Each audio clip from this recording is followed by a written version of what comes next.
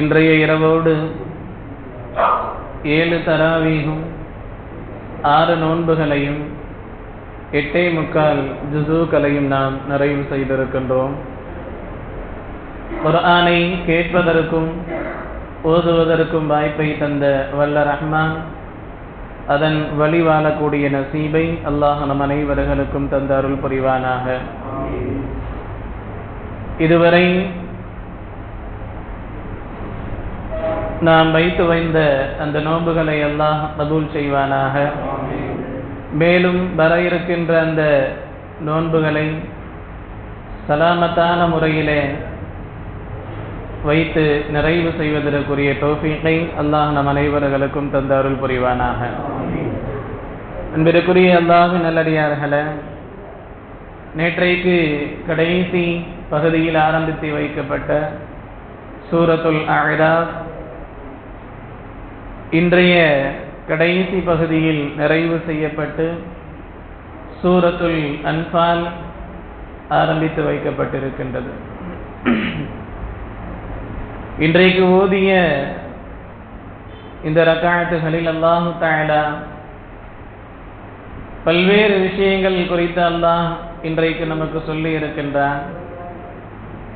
குறிப்பாக ஆரம்ப பகுதியில் ஆதம் அலைஹிஸ்ஸலாம் அவர்களை அல்லாஹ் படைத்து அவர்களுக்கு சஜிதா செய்ய வேண்டும் என்பதாக இப்லீஸிற்கு அல்லாஹ் கட்டளையிட்ட பொழுது அவன், நான் சஜிதா செய்ய மாட்டேன், நான் நெருப்பால் படைக்கப்பட்டவன், ஆதம் அலைஹிஸ்ஸலாம் அவர்கள் மண்ணால் படைக்கப்பட்டவர்கள் என்று விவாதம் செய்த நேரத்தில் அல்லாஹிற்கு மாறு செய்ததின் காரணமாக அந்த ஷைத்தான் அல்லாஹ்வால் சபிக்கப்பட்டு விரட்டி அடிக்கப்பட்ட அந்த நிகழ்வுகள் பேசப்பட்டது. அதே போல ஆதம் அலைஹிஸ்ஸலாம் அவர்களும் ஹவ்வா அலைஹிஸ்ஸலாம் அவர்களும் சொர்க்கத்திலே இருக்கும்படி அல்லாஹ் கட்டளையிட்ட நேரத்திலே அல்லாஹினுடைய கட்டளைக்கு மாறு செய்த அவர்கள் ஒரு மரத்தினுடைய கனியை அவர்கள் சாப்பிட்டதின் காரணமாக அவர்கள் பூமிக்கு இறக்கப்பட்ட அந்த வரலாறுகளையும் அந்த நிகழ்வுகளையும் அல்லாஹ் பேசினார். அதே போல நூஹ் அலைஹிஸ்ஸலாம் அவர்கள், லூத் அலைஹிஸ்ஸலாம் அவர்கள், சாலிஹ் அலைஹிஸ்ஸலாம் அவர்கள், ஷுஐப் அலைஹிஸ்ஸலாம் அவர்கள், ஹூத் அலைஹிஸ்ஸலாம் அவர்கள், இந்த நபிமார்களுடைய கூட்டங்கள் அந்த நபிமார்களுடைய சொல்லுக்கு மாறு செய்து என்ன பாவங்களை அவர்கள் செய்தார்கள், எந்த வகையிலே அவர்கள் அழிக்கப்பட்டார்கள் என்ற வரலாறுகளை அல்லாஹ் இன்றைய ஆயாத்துகளில் பதிவு செய்திருந்தார். அதே போன்று மூசா அலைஹிஸ்ஸலாம் அவர்கள் குறித்து அல்லாஹ் குர்ஆனிலே பல்வேறு இடங்களில் பேசியிருந்தாலும் கூட மூசா அலைஹிஸ்ஸலாம் அவர்கள்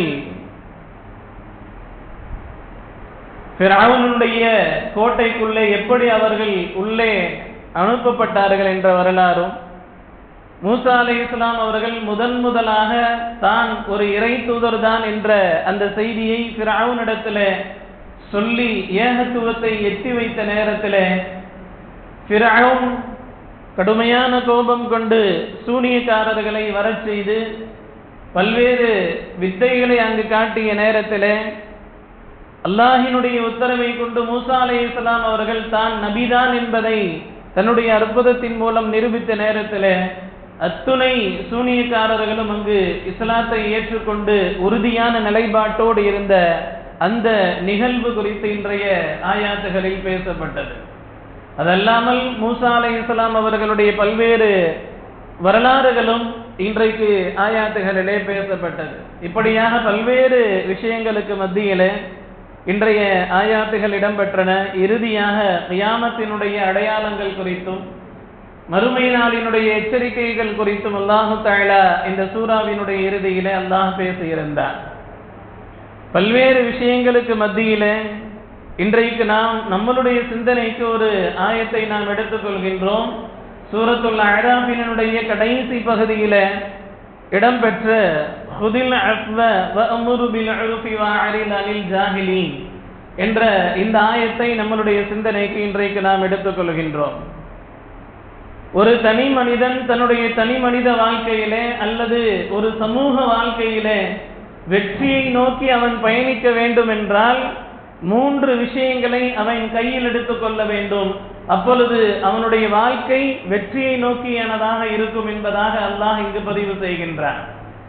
முஃபஸ்ஸிரீன்கள் விளக்கம் தரும் பொழுது ஒரு மனிதன் வெற்றியாளராக ஆக வேண்டும் என்பதற்கான 3 சிறந்த வழிகளை, தாரக மந்திரங்களை அல்லாஹ் இங்கு பதிவு செய்திருக்கின்றான் என்பதாக இந்த ஆயத்தை குறிப்பிட்டு காட்டுகின்றார்கள்.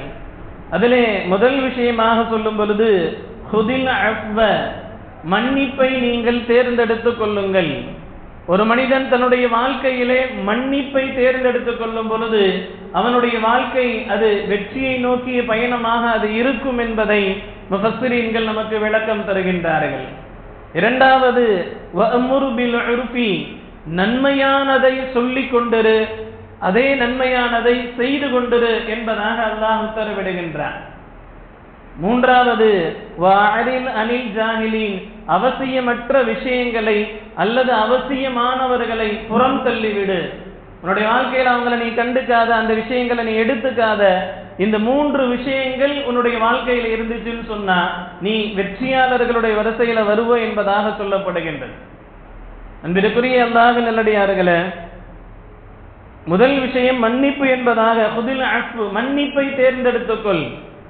கண்மணி நாயகம் ஸல்லல்லாஹு அலைஹி வஸல்லம் அவர்கள் காலம் கடந்தும் இன்றைக்கும் மாற்றார்களால் கூட அவர்கள் போற்றப்படுகின்றார்கள் என்றால் அவர்கள் அதிகம் இந்த மன்னிப்பை அவர்கள் கையில் எடுத்திருக்கின்றார்கள். ஒரு கருத்து சொல்லுவாங்க இல்லையா, இஸ்லாம் வாளால் பரப்பப்பட்ட மார்க்கம் என்பதாக ஒரு விமர்சனம் வைக்கப்படுகின்றது இல்லையா?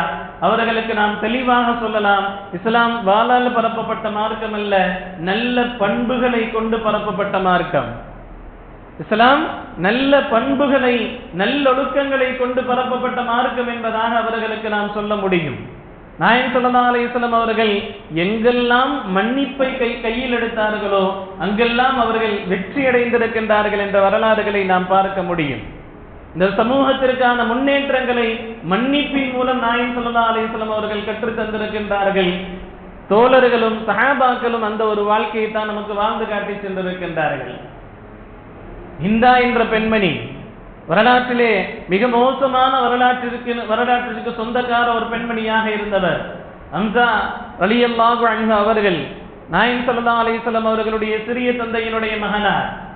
ஹம்ஸா ரலியல்லாஹு அன்ஹு அவர்களை கங்கணம் கட்டி ஒரு மிகச்சிறந்த ஒரு அம்பு எறியக்கூடிய ஒரு நபரை தேர்ந்தெடுத்து பல நாட்கள் அவருக்கு பயிற்சிகள் அளிக்கப்பட்டு ஹம்ஸா ரலியல்லாஹு அன்ஹு அவர்களை கொலை செய்த பின்பு ஹம்ஸா ரலியல்லாஹு அன்ஹு அவர்களை அவர்களுடைய நெஞ்சை பிளந்து அவர்களுடைய ஈரலை எடுத்து கடித்து துப்பிவிட்டு அவர்களுடைய குடலை எடுத்து மாலையாக போட்டுக்கொண்டு வீரமாக பெருமை பேசிய அந்த பெண்மணி ஹிந்தா என்ற அந்த பெண்மணி. நாயகம் ஸல்லல்லாஹு அலைஹி வஸல்லம் அவர்களுக்கு ஹம்ஸா ரலியல்லாஹு அன்ஹு அவர்களுடைய அந்த நிலைமையை பார்த்து கடுமையான கோபம் ஏற்பட்டது. மிகப்பெரிய வலி ஏற்பட்டது நாயகம் ஸல்லல்லாஹு அலைஹி வஸல்லம் அவர்களுக்கு. ஆனால் நாயகம் ஸல்லல்லாஹு அலைஹி வஸல்லம் அவர்கள் அவர்களுக்கு இவ்வளவு வலியை தந்த அந்த பெண்மணி ஒரு நேரத்திலே ஃபத்ஹை மக்காவினுடைய சமயத்திலே பொது மன்னிப்பின்படி ஹிந்தா என்ற பெண்மணிக்கு நாயகம் ஸல்லல்லாஹு அலைஹி வஸல்லம் அவர்கள் பொது மன்னிப்பு அளிக்கின்றார்கள். அந்த அம்பு எய்தார் இல்லையா, அம்பு எய்து கொண்டார் இல்லையா, அந்த மனிதர் எங்கோ போய் ஒளிஞ்சுக்கிட்டார். யாரோ போய் கூப்பிடுறாங்க, வாங்க எல்லாருக்கும் பொது மன்னிப்பு அளிக்கப்படுகின்றது என்பதாக. இல்ல நாயகம் என்ன மன்னிக்கவே மாட்டாங்கன்னு சொல்லி நாயகம் ஸல்லல்லாஹு அலைஹி வஸல்லம் அவர்கள் சொல்லி அனுப்புறாங்க, அவரை அழைச்சு வர சொல்லுங்க என்பதாக. அழைச்சு வந்த பிறகு அவரை மன்னிக்கின்றார்கள். இருந்தாலும் சொல்றாங்க, என் கண்ணுக்கு முன்னாடி நீ நிக்காதன்னு சொல்றாங்க. அவ்வளவு பெரிய வேதனையை தந்த அந்த நபர்களை நாயகம் ஸல்லல்லாஹு அலைஹி வஸல்லம் அவர்கள் மன்னித்தார்கள். காரணம், இந்த இஸ்லாம் வளர்ச்சி பெற வேண்டும் என்பதற்காக. அதே போல இந்த சமூகத்தினுடைய என்னுடைய ஃபிரௌன் என்பதாக அபூஜஹலை நாயகம் ஸல்லல்லாஹு அலைஹி வஸல்லம் அவர்கள் குறிப்பிட்டார்கள். அபூஜஹல் நாயகம் ஸல்லல்லாஹு அலைஹி வஸல்லம் அவர்களுக்கு செய்த கொடுமை கொஞ்ச நெஞ்சமல்ல. அவங்க வழியில போயிட்டு இருக்கும்போது குழி தோண்டி வச்சிருவாங்க, வழியில போயிட்டு இருக்கும்போது முள்களை எடுத்து போட்டு வச்சிருவாங்க. தொழுகும் பொழுது அவர்கள் மீது குடலை ஏற்றிய அந்த 5-6 நபர்களில் அபூஜஹல் ஒருவர். இப்படி நாயகம் ஸல்லல்லாஹு அலைஹி வஸல்லம் அவர்களை எப்படியெல்லாம் தொல்லை பண்ணலாம் என்று பார்த்து நோவினை செய்தவர் அபூஜஹல். அதனால்தான் நாயகம் ஸல்லல்லாஹு அலைஹி வஸல்லம் அவர்கள் சொன்னாங்க, மூசாவுடைய ஃபிரௌன் அந்த ஃபிரௌன்னா என்னுடைய சமூகத்திற்கு ஃபிரௌன் இந்த அபூஜஹல் என்பதாக சொன்னாங்க. அவ்வளவு மோசமான அந்த அபூஜஹலினுடைய மகனார் இக்ரிமா ரலியல்லாஹு அன்ஹு அவர்கள் இஸ்லாத்தை ஏற்றுக்கொள்றாங்க. ஒரு நேரத்துல இஸ்லாத்தை ஏற்றுக்கொண்டு அவர்கள் நாயகத்தினுடைய சபைக்கு வரக்கூடிய நேரத்துல சஹாபாக்கள்கிட்ட நாயகம் சொல்றாங்க, இப்ப வர்றது யாரு தெரியுமா, எனக்கு மிகப்பெரிய நோவினைகள் கொடுமைகள் செய்த அபூஜஹலினுடைய மகன், அவர் இஸ்லாத்தை ஏற்றுக்கொண்டு வருகின்றார். அவர் வரக்கூடிய நேரத்துல அவர் வந்த பிறகு அவருடைய தகப்பனாரை பற்றி யாரும் நினைவு கூர்ந்து விடாதீர்கள் என்பதாக சொல்றாங்க. ஒருவேளை நாம அவருடைய தந்தையை பத்தி பேசணும்னு சொன்னா அவருடைய மனசு கஷ்டப்படும். யாரும் அவருடைய அபூஜஹலை பத்தி அந்த இடத்துல பேசிடாதீங்கன்னு சொல்லி தன்னுடைய தோழர்களுக்கு நாயகம் ஸல்லல்லாஹு அலைஹி வஸல்லம் அவர்கள் சொல்லி காட்டுறாங்க. எவ்வளவு பெரிய மன்னிப்பினுடைய கருணை இருந்தால் நாயகம் ஸல்லல்லாஹு அலைஹி வஸல்லம் அவர்கள் இந்த அளவிற்கு யோசித்திருப்பார்கள். அதே போன்று ஒவ்வொரு நேரத்திலேயும் பத்ரினுடைய கைதிகள் 70 நபர்கள் கைது செய்யப்பட்டிருக்கிறாங்க. 70 நபர்கள் கைது செய்யப்பட்டிருக்கிறாங்க. அவர்களை விடுதலை செய்யலாம் என்பதாக முடிவு செய்த நேரத்தில் அந்த படையிலிருந்து எதிரிகளினுடைய படையிலிருந்து விடுவிச்சு கூட்டு போறதுக்காக பேச்சுவார்த்தைக்கு வந்தவர் உமைர் ரலியல்லாஹு அன்ஹு அவர்கள்.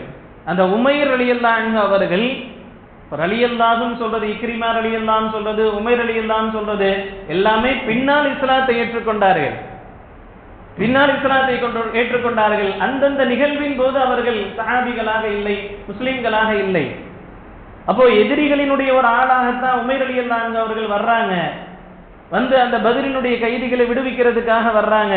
வந்த நேரத்துல திடீர்னு விஷம் தடவிய கத்தியை எடுத்து நாயகம் ஸல்லல்லாஹு அலைஹி வஸல்லம் அவர்கள் மேல குத்துறதுக்காக பாயிறாங்க. மற்ற சஹாபாக்கெல்லாம் தடுத்து முடித்த பிறகு அந்த உமைர் ரலியல்லாஹு அன்ஹு அவர்களை அங்கு மன்னித்து அனுப்பி விடுகின்றார்கள். தண்டிக்கல, மன்னித்து அனுப்புறாங்க. இன்னும் சொல்ல போனா வரலாற்றுகள்ல ஆழமாக இடம்பெற்றிருக்கும் நாயகம் ஸல்லல்லாஹு அலைஹி வஸல்லம் அவர்களுக்கு ஒரு போரினுடைய நேரத்துல அவர்களுக்கும் சஹாபாக்களுக்கும் சேர்த்து ஒரு யூத பெண்மணி விஷம் கலந்த உணவை கொடுத்ததினுடைய விளைவாகத்தான் நாயகத்திற்கு கடைசி நேரத்துல தலைவலி முதுகு வலி எல்லாம் ஏற்பட்டு அவர்கள் வஃபாத் ஆகி இருப்பார்கள். விஷம் தடவிய உணவை கொடுத்தார்கள் ஒரு யூத பெண்மணி. ஆனால் அந்த யூத பெண்மணியை கூட தனக்கு விஷம் கொடுத்த அந்த பாவம் செய்தார்கள் என்பதற்காக அங்கு அவர்கள் தண்டிக்கவில்லை, அந்த பெண்மணியை அவர்கள் மன்னித்தார்கள் என்பதாக நாம் பார்க்கின்றோம். ஆனால் நாயகத்தினுடைய இந்த மன்னிப்பினுடைய விளைவு என்ன தெரியுமா? அத்துணை நபர்களும் இஸ்லாமியர்களாக மாறி போனார்கள் என்பதுதான் வரலாறு. நிறைய விஷயங்களை நீங்க வரலாறுகளை எடுத்து பாருங்க. ஒரு பெண்மணிக்கு நாயகம் ஸல்லல்லாஹு அலைஹி வஸல்லம் அவர்கள் சுமை தூக்கிட்டு போவாங்க. அந்த பெண்மணி நாயகத்தை திட்டிக்கிட்டே போவாங்க. யாரோ ஒருத்தர் முஹம்மதுன்னு வந்திருக்கிறாராம், புதிய கொள்கையை அவர் சொல்றாராம், எங்களுடைய கடவுள்களை எல்லாம் அவர் திட்டுறாராம் அப்படின்னு அந்த முஹம்மதை பற்றி திட்டிக் கொண்டே வருவார்கள். அந்த சுமையை நாயகம் ஸல்லல்லாஹு அலைஹி வஸல்லம் அவர்கள் இடையில இறக்கி வைக்க மாட்டாங்க. எங்க போய் இறக்கி வைக்கணுமோ அங்க போய் இறக்கி வச்சுட்டு அப்புறமா சொல்லுவாங்க, இவ்வளவு நேரம் நீங்க திட்டினீங்களே அந்த முஹம்மது நான் தான் சொல்லுவாங்க, நீதானா அந்த முஹம்மது என்பதாக அங்கு பிரமிச்சு போய் அந்த இடத்துல அந்த பெண்மணி இஸ்லாத்தை ஏற்றுக்கொள்வார்கள். வரலாறுல இடம்பெறும் இல்லையா? சுபுஹ் தொழுகைக்கு ஒவ்வொரு நாள் போகும் பொழுது ஒரு பெண்மணி குப்பை கொட்டுவார்கள். ஒரு நாள் கொட்டல, எங்கடா கொட்டலன்னு சொல்லி அந்த பெண்ணை போய் தேடி போனாங்க. உடல்நல சரியில்லைன்னு சொன்னாங்க. போய் நலம் விசாரிச்சாங்க. இப்படிப்பட்டவர் மேலே நாம இந்த பாவத்தை செஞ்சிட்டோம்னு சொல்லி அந்த பெண்மணி இஸ்லாத்தை ஏற்றுக்கொண்டாங்க. இப்படி நாயகம் எங்கெல்லாம் மன்னிப்பை கையில் எடுத்தார்களோ அங்கெல்லாம் அவர்கள் இஸ்லாத்தை ஏற்றுக்கொண்டார்கள் என்பதாக வரலாறு உண்டு. எனவேதான் நாம் சொல்கின்றோம், இஸ்லாம் வாளால் பரப்பப்பட்ட மார்க்கம் அல்ல, நல்ல பண்புகளால் பரப்பப்பட்ட மார்க்கம். அதே போலதான் சுதில் அஸ்வ மன்னிப்பை கையில் எடுங்கள் என்பதாக சொல்லி தரப்படுகின்றது. நம்மளுடைய வாழ்க்கையில கசப்பான எவ்வளவோ அனுபவங்கள் இருக்கலாம். ஒருத்தர் நமக்கு மிகப்பெரிய துரோகம் செஞ்சிருக்கலாம், மிகப்பெரிய குரோதத்தோடு நடந்திருக்கலாம், மிகப்பெரிய நஷ்டத்தை ஏற்படுத்தி இருக்கலாம். வாழ்க்கையில ஒன்னெல்லாம் நான் மறக்கவே மாட்டேன்டா அப்படின்னு நினைக்கக்கூடிய அளவிற்கு யாராவது ஒருத்தர் ஒவ்வொருடைய மனசுலையும் இருப்பான். ஆனால் அப்படி இருக்கக்கூடிய நபர்களை கூட அல்லாஹ்விற்காக நாம் மன்னித்து விடும் பொழுது கண்டிப்பாக நம்மளுடைய பயணம் வெற்றி பயணமாக அமையும் என்பதை இந்த இடத்துல பெருமக்கள் நமக்கு சொல்லி தருகின்றார்கள். மன்னிப்பை கையில் எடுங்கள். இரண்டாவது, நல்ல விஷயங்களை செய்து கொண்டே இருங்கள். நல்ல விஷயங்களை எப்பொழுதும் செய்து கொண்டே இருக்கணும். நல்லதுன்னு தெரிஞ்சா அதை செஞ்சிடணும். ஒருவேளை நாம செய்யறது தவறுன்னு சொன்னா உடனே அதை விட்டுட்டு நல்லதுக்காக நம்மளுடைய காரியங்களை மாற்றிக்கொள்ளணும். அப்போ நல்ல காரியங்களை எப்பொழுதும் உன்னுடைய வாழ்க்கையில நீ எடுத்து நடந்து கொண்டே இரு. அது உன்னுடைய வெற்றிக்கான பயணமாக அது அமையும் என்பதாக சொல்லித் தரப்படுகின்றது.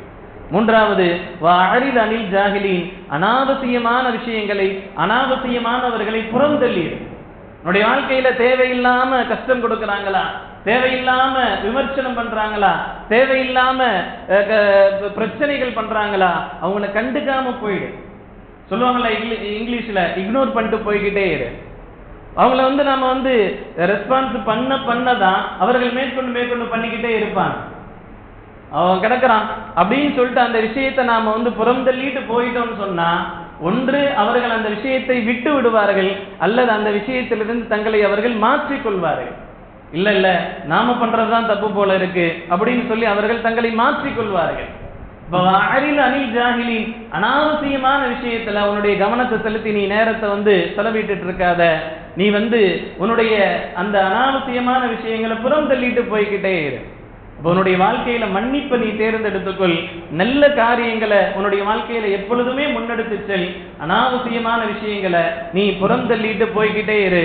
இந்த 3 தாரக மந்திரங்கள் உன்னுடைய வாழ்க்கையில இருந்துச்சுன்னு சொன்னா உன்னுடைய வாழ்க்கை வெற்றி பயணமாக அமையும் என்பதுல எந்த சந்தேகமும் இல்லை என்பதை இன்றைய சிந்தனைக்கு நாம் எடுத்துக்கொண்டு வல்ல ரஹ்மான் நம்மளுடைய வாழ்க்கை என்றென்றும் வெற்றியாளர்களுடைய கூட்டத்திலே ஆக்கி வைப்பானாக. வாழும் காலமெல்லாம் அல்லாஹ்வுக்கும் ரசூலுக்கும் கட்டுப்பட்ட நல்லடியார்களாக வாழ்ந்து மரணிக்கக்கூடிய நசீபை அல்லாஹ்